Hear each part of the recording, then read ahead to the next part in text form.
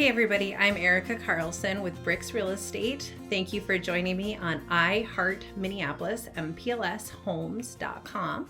Thanks for checking out my website. Thanks for checking in. I absolutely love the topic. It's kind of embarrassing of discussing how we keep you from being homeless and help you sell a house and buy a house. And I could really dig deep into this topic, but I think I'm going to keep it really simple today. And as you saw, the topic is how to buy a house contingent on selling a house. So here's the short version. It's not complicated. It's the same process as purchasing any other house. You just add a contingency. Your real estate agent ties it in and says, this person has to sell a house. So there's layers here that are important to understand. And one of the things that people tend to forget is when it's not even listed on the market, it's very unlikely the seller is going to be excited about working with you.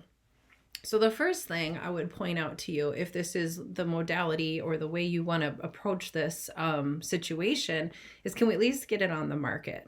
Because when it's not on the market, that's like the least appealing to a seller.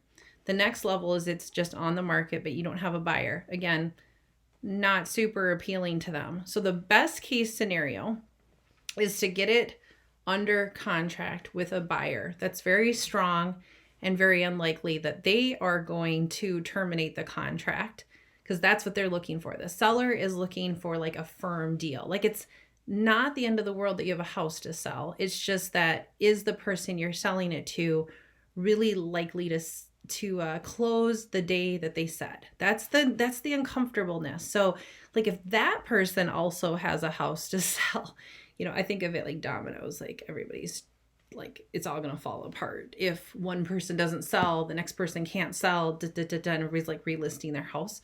So you can understand that chain, right? There are other ways to successfully sell a house and buy a house that you should explore, whether it's with me or another real estate agent.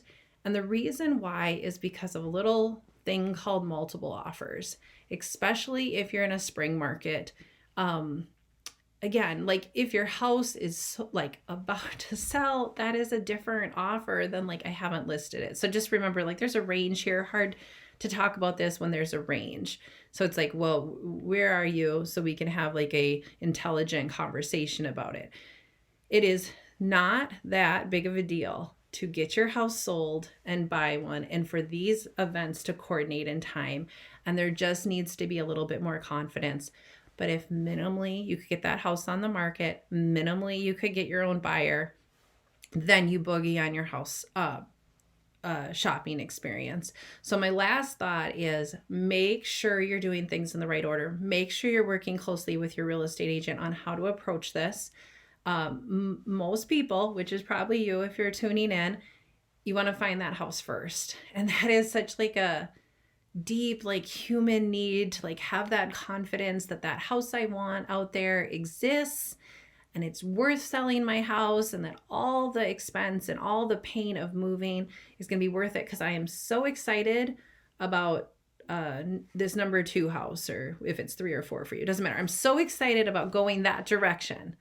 I'll do all this, but I got to find it first. That is most people's mentality, is I don't want to think about selling my house until I know where I'm going.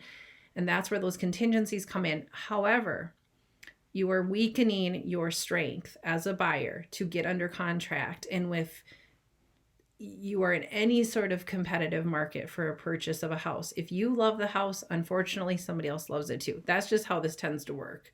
It's not like cute houses don't garner more attention. They just do. It's a cute house. You like it. Somebody else likes it. So this gets complicated. So I understand your discomfort. There's other ways around it. There needs to be faith it's going to work out. And I suppose lastly, if you really want to do it right and you can afford 2 mortgages, talk to your lender about those options. I can give you names of companies that actually support you on buying before you're selling. It's expensive. There's a convenience fee. You need to read the small details. It's not actually my first recommendation. There's other ways to do it other than through the lending component. We can talk about that. I would love to talk to you about that. Thank you for joining me. Hope you're doing well. And until next time, thank you.